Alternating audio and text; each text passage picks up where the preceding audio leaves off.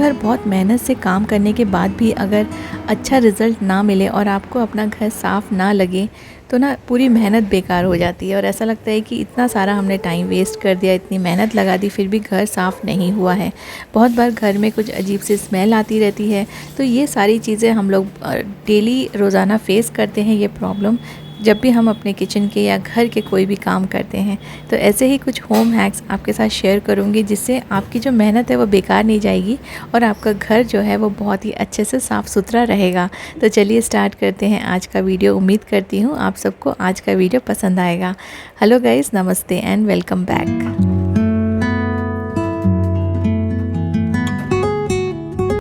आप खुद से अगर अपने घर में पोछा लगाते हैं तो आप बहुत सारी चीज़ों का ध्यान रखते हैं, लेकिन अगर आपके घर में मेड है तो उनके जाने के बाद आप ये वाला काम कर सकते हैं।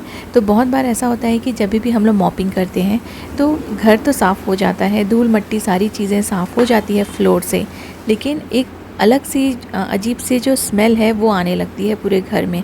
तो वो स्मेल इसलिए आती है क्योंकि हम जो भी मॉप यूज़ कर रहे हैं ना वो ठीक तरीके से साफ़ नहीं है या ठीक तरीके से सूखा हुआ नहीं है।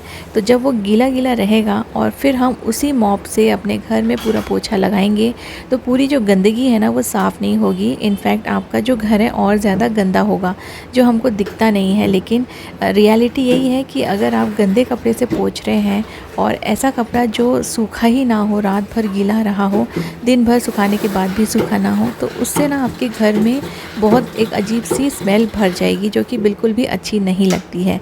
आपको भी अच्छी नहीं लगेगी और उस टाइम पे अगर आपके घर में कोई गेस्ट आ जाते हैं तो उन्हें भी ये स्मेल अच्छी नहीं लगेगी, क्योंकि ये जो स्मेल होती है ये बहुत देर तक घर में महकती रहती है। और कितना भी आप परफ्यूम लगा लें घर में या फिर कुछ स्प्रे कर दें या अगरबत्ती लगा लें, ये स्मेल नहीं जाती है।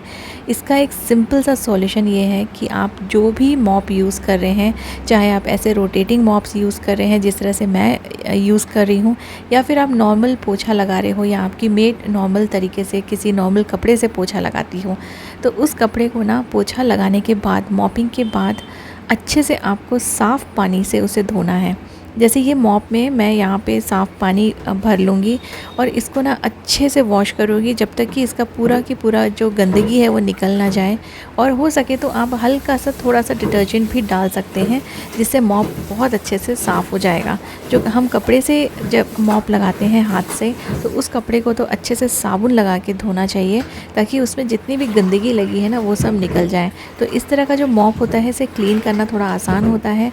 थोड़ा सा डिटर्जेंट डाल दिया और साफ़ पानी डाल दिया और अच्छे से इसे यहाँ पे जो रोटेटिंग टब है, जो बकेट है, उसमें अच्छे से इसे साफ़ कर लिया तो ये बहुत अच्छे से साफ़ हो जाता है। अभी मैं आपको ये दिखाऊंगी कि मेरा जो मॉप है ना न्यू नहीं है, ये काफ़ी टाइम से आपके साथ मैं शेयर भी कर रही हूँ।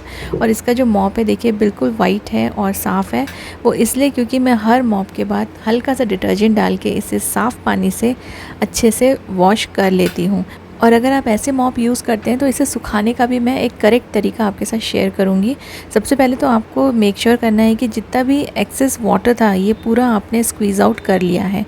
फिर आप इसको ना ऐसे बेंड कर लीजिए, तो ये जो नीचे का जो मॉप है आप इसको जैसे ही ऐसे रखेंगे ना ये ऊपर की तरफ आ जाएगा। अब आपको ऐसे ही हैंग करना है कि ये पूरा जो मॉप है ये ओपन रहे और इसमें हवा लगती रहे। अगर आप इसे फ्लोर पे ही ऐसे रख देंगे तो ये 2 दिन में भी नहीं सूखेगा और इसमें से बहुत ही गंदी सी स्मेल आएगी। तो ऐसे मैंने यहाँ पे होल्डर्स लगा के रखे हुए अपने बाथरूम के अंदर, और बाथरूम में काफ़ी अच्छी एयर आ जाती है, वेंटिलेशन अच्छा है। रूम का भी मैं फ़ैन चालू रखती हूँ क्योंकि इधर मैं कपड़े भी सुखाती हूँ। तो ये वाला जो पोर्शन है ना इसे ओपन रखना है, इसे ऊपर की तरफ आपको बेंड करके ऐसे आपको होल्डर में कहीं भी अटका देना है, किसी हुक में लगा देना है। तब ये जो मॉप है ना 3-4 घंटे में आराम से सूख जाएगा। अगर 3-4 घंटे में भी नहीं सूखा तो दिन भर तो ये आराम से सूख जाएगा आपके मॉप करने के बाद। और क्योंकि हमने इसे धोया था ना तो इसमें बिल्कुल भी स्मेल नहीं आएगी। जब आप नेक्स्ट टाइम इसे यूज़ करेंगे आपको एक साफ़ सुथरा ड्राई मॉप मिलेगा। नॉर्मल कपड़े भी आप धोकर उसे बाहर सुखाइए, जो मॉपिंग के कपड़े रहते हैं उनमें भी स्मेल नहीं आएगी। किचन काउंटर टॉप को बार बार साफ़ करने के बाद भी वहाँ पे कुछ ना कुछ स्टेन्स रह जाते हैं।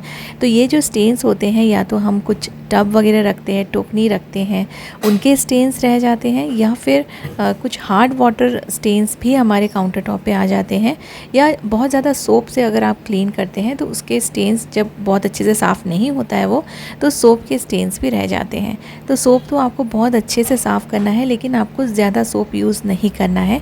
मैंने यहाँ पे विम लिक्विड में बहुत सारा पानी मिला के रखा हुआ है, फिर भी मैंने सिर्फ 2-3 ड्रॉप्स ही यहाँ पे डाले हैं।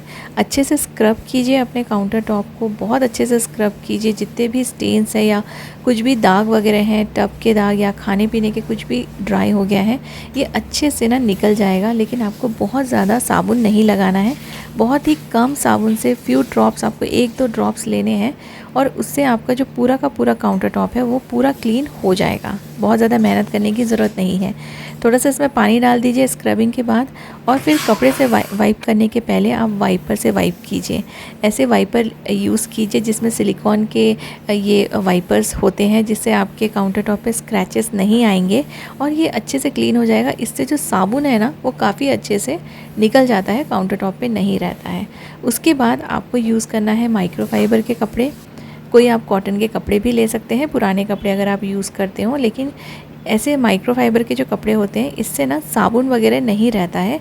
किसी भी सरफेस को आप क्लीन करेंगे तो बहुत अच्छे से क्लीन होता है। तो कुछ अच्छे डस्टिंग के जो कपड़े रहते हैं वो आप अपने घर में रख सकते हैं। सिर्फ किचन ही नहीं, बहुत सारे अपने पूरे घर को आप डस्टिंग करने के लिए इन्हें यूज़ में ला सकते हैं। इससे जितना भी एक्सेस वाटर था वो सब इसने सोक कर लिया है।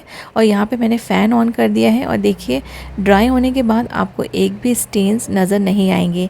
ये जो छोटे छोटे से डॉट्स दिख रहे हैं ये मेरे काउंटर टॉप का डिज़ाइन है, ऑलरेडी इसके अंदर ही है वो डिज़ाइन, तो ये स्टेन्स नहीं है।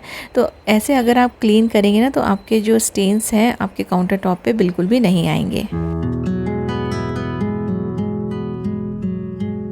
जैसे मैंने अभी आपके साथ शेयर किया था कि मॉप अगर अच्छे से साफ़ ना हो और ड्राई ना हो तो वो आपके घर में स्मेल छोड़ेगा और आपका जो फ्लोर है वो साफ़ होने के जगह पे गंदा हो जाएगा और आपके घर में पूरी स्मेल आएगी। सिमिलरली जो हमारे डस्टिंग के कपड़े होते हैं, चाहे वो पूरे घर के डस्टिंग के कपड़े हो या किचन के ये पोंछने के कपड़े हों, तो इनको भी आप अच्छे से काम होने के बाद इनको साबुन से वॉश करके रखिए और अच्छे से ड्राई कीजिए। तो ड्राई करने का तरीका तो काफ़ी सारे हो सकते हैं।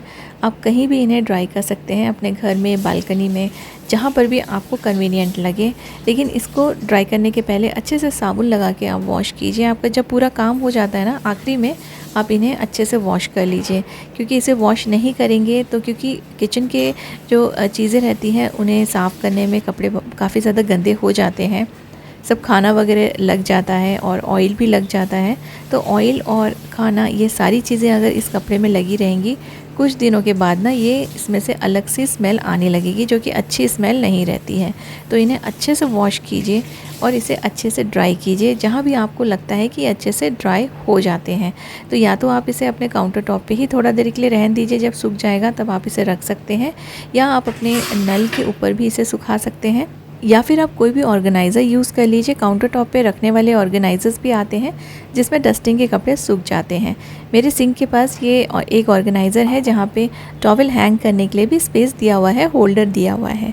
तो यहाँ पर भी मैं कुछ देर हैंग कर देती हूँ।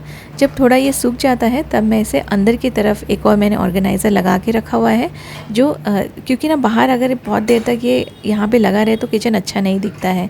तो थोड़ा हल्का सूख जाए उसके बाद मैं इसे अंदर की तरफ यहाँ पे हैंग कर देती हूँ, जिससे जो थोड़ा बहुत जो बचा रहता है ना वो भी सूख जाता है। ट्रॉलीज़ हैं लेकिन वहाँ पे काफ़ी स्पेस है, एयर अंदर बाहर होती रहती है, इसलिए जो कपड़े हैं वो सूख जाते हैं और बिल्कुल भी इनमें स्मेल नहीं आता है। तो आप ऐसे ऑर्गेनाइज़र्स अपने किचन में ज़रूर यूज़ कीजिए, जो कि आपके टॉवल को ड्राई करने के लिए काम में आएंगे। वॉशिंग मशीन के लिए मुझे काफ़ी सारे कमेंट्स आ रहे थे कि आप एक बार फिर से बताइए कि आप किस तरह से अपने वॉशिंग मशीन को यूज़ करते हैं। स्पेशली रितु जी ने मुझे रिक्वेस्ट किया था। तो यहाँ पे जो है ना, देखिए मैं 2-3 बास्केट्स रखती हूँ और ये आपको मैंने कई बार बताया है कि मैं कपड़े सॉर्ट आउट करके रखती हूँ। ये मेरी फुल्ली ऑटोमेटिक मशीन है जिसमें मैं हमेशा ही लिक्विड डिटर्जेंट यूज़ करती हूँ, क्योंकि नॉर्मल डिटर्जेंट जब हम यूज़ करते हैं तब कपड़ों में उनके स्टेन्स रह जाते हैं और कई बार वो जो डिटर्जेंट डिटर्जेंट है, पाउडर डिटर्जेंट, वो ठीक से क्लीन नहीं हो पाता है। कपड़ों में थोड़ी सी और अच्छी खुशबू आए उसके लिए मैं यहाँ पे कंडीशनर भी यूज़ करती हूँ। ये फैब्रिक कंडीशनर है, आप कोई भी दूसरी कंपनी का भी यूज़ कर सकते हैं। तो ये दोनों चीज़ें यूज़ करने से कपड़े बहुत अच्छे से साफ़ हो जाते हैं। और देखिए जैसे मैं लिक्विड डाल रही थी तो यहाँ पे थोड़ा सा लिक्विड लग गया था, तो ऐसा कुछ रहे तो आप उसे उसी टाइम साफ़ कर लीजिए। अदरवाइज़ जो लिक्विड है, डिटर्जेंट है, वो ड्राई हो जाएगा और फिर उसे क्लीन करना मुश्किल रहेगा। अब मेरी फुल्ली ऑटोमेटिक मशीन है, इसमें बहुत सारे ऑप्शंस हैं। तो इसमें आज मैं क्विक क्लीन का यूज़ करने वाली हूँ, क्योंकि मैंने सिर्फ 4 से 5 कपड़े ही डाले हैं। रेड कलर के कपड़े थे, क्योंकि हो सकता है उनका कलर निकले और वो किसी और में ना लग जाए, इसलिए जितने भी पिंक एंड रेड कलर के कपड़े थे उनको मैंने एक साथ डाल दिया है। मेरी ये मशीन है सैमसंग की फुल्ली ऑटोमेटिक मशीन, और इसका जो वेट है इसमें 10 kg लिखा हुआ है। वेट के बारे में भी आपको मैं बाद में बताती हूँ। तो कुछ मुझे क्वेश्चंस आए थे कि आप एक ही साथ जो डिटर्जेंट लिक्विड है और जो फैब्रिक कंडीशनर है वो क्यों डाल रहे हैं। तो मेरी इस मशीन में इसमें 2 स्लॉट्स दिए हैं साथ में, जिसमें आप डिटर्जेंट और फैब्रिक कंडीशनर दोनों साथ में डाल सकते हैं। हर मशीन में अलग अलग सिस्टम होता है, तो मेरे इसमें ऐसे स्लॉट दिए हैं जो कि साथ में हैं। अब इस मशीन को मैं बीच में कितने बार भी पॉज कर सकती हूँ। अगर मैं कोई कपड़ा इसमें डालना भूल गई हूँ तो मैं पॉज करूँगी और ये वापस से वहीं से स्टार्ट होगा जहाँ पे ये पॉज हुआ था। इसमें ये बहुत सारे ऑप्शंस हैं। हाइजीन स्टीम वॉश भी है इसमें, डेलिकेट कपड़ों के लिए भी ऑप्शन है, और इसमें एनर्जी सेविंग ऑप्शन है। जीन्स वगैरह धोना है या फिर आपको टब क्लीन करना है तो इसमें सारे ऑप्शंस दिए गए हैं। इसमें मॉनसून सीज़न के लिए भी एक अलग से ऑप्शन दिया गया है 15 से 30 मिनट्स का। और देखिए वाटर लेवल या फिर आपको किस तरह से वॉश करना है, अगर आपको सिर्फ स्पिन करना है या सिर्फ रिंस करना है तो वो भी आप इसमें कर सकते हैं। और इसका जो वेट है 10 kg, मतलब मैं इसमें 10 kg तक के कपड़े डाल सकती हूँ। लेकिन जितना भी वेट लिखा हो ना उससे आप 2 किलो कम डालिए। जैसे 10 kg है तो मैं हमेशा इसमें 8 kg कपड़े ही डालती हूँ। अब एक क्वेश्चन किसी ने पूछा था कि टॉप लोडेड के लिए अलग डिटर्जेंट रहता है एंड फ्रंट लोडेड के लिए अलग रहता है। तो ये अगर हम कोई भी एक यूज़ कर लें या सेम यूज़ कर लें फ्रंट लोडेड में तो क्या प्रॉब्लम होगा। तो अगर ये अलग अलग ऑप्शंस आपको मिल रहे हैं तो ज़रूर कुछ ना कुछ प्रॉब्लम होता होगा। अगर आप फ्रंट लोड मशीन में आप टॉप लोड मशीन का जो डिटर्जेंट है वो यूज़ कर रहे हैं, क्या प्रॉब्लम होता है वो मुझे एग्जैक्टली नहीं पता, लेकिन कुछ तो होता होगा तभी इन्होंने ये अलग अलग बनाया हुआ है। तो आप इसमें एक्सपेरिमेंट मत कीजिए। अगर आपके पास टॉप लोडेड है तो आप टॉप लोडेड डिटर्जेंट ही यूज़ कीजिए। अब इसकी वेट के बारे में भी बात कर लेते हैं। जैसे मैंने बोला कि 10 kg अगर लिखा है तो 8 kg ही मैं इसमें कपड़े डालती हूँ। इससे आपकी मशीन काफ़ी लंबे समय तक ख़राब नहीं होगी, क्योंकि मशीन का जो ड्रम है ना वो ख़राब हो जाता है अगर हम लोग ज़रूरत से ज़्यादा उसमें कपड़े डाल देते हैं। तो इसलिए जितना भी केजीस आपके इसमें लिखा हुआ है वॉशिंग मशीन में उससे आप 2 किलो कम डालिए। 7 kg है तो आप 5 kg ही डालिए। अब आपको कैसे पता चलेगा कि आपके कपड़ों का वेट कितना है। तो देखिए ये आप वेइंग हुक ला सकते हैं। ये डिजिटल वेइंग हुक है और ये काफ़ी ईजी हो जाता है। इससे आपको ना अंदाज़ा आ जाएगा कि आप कितने केजीस कपड़े डाल रहे हैं। मैंने इसमें 4 कपड़े डाले थे। अप्रॉक्सीमेटली इनका वेट है 1 kg 26 ग्राम। ये जो वेइंग हुक है ये बहुत काम की चीज़ है। तो आप अगर अपने वॉशिंग मशीन को मेंटेन करना चाहते हैं ना तो आप ये वेइंग हुक ज़रूर यूज़ कीजिए। अगर मैं इसकी प्राइस की बात करूं तो जो फ्रंट लोडेड मशीन है वो थोड़ी सी ज़्यादा कॉस्टली आती है कंपैरेटिवली टॉप लोडेड मशीन से। तो आप अपने यूज़ के हिसाब से, अपने बजट के हिसाब से ले सकते हैं। दोनों ही मशीन को मेंटेन करना ज़रूरी है। इनका वेट का अगर आप ध्यान रखेंगे, आप क्या डिटर्जेंट यूज़ कर रहे हैं उसका ध्यान रखेंगे और इसकी प्रॉपरली बीच बीच में सर्विसिंग कराएंगे तो आपकी जो मशीन है वो लंबे समय तक आप उसे यूज़ कर पाएंगे। और मैं उम्मीद करती हूँ कि ये इन्फॉर्मेशन आपको काम में आएगी। Thank you so much for watching.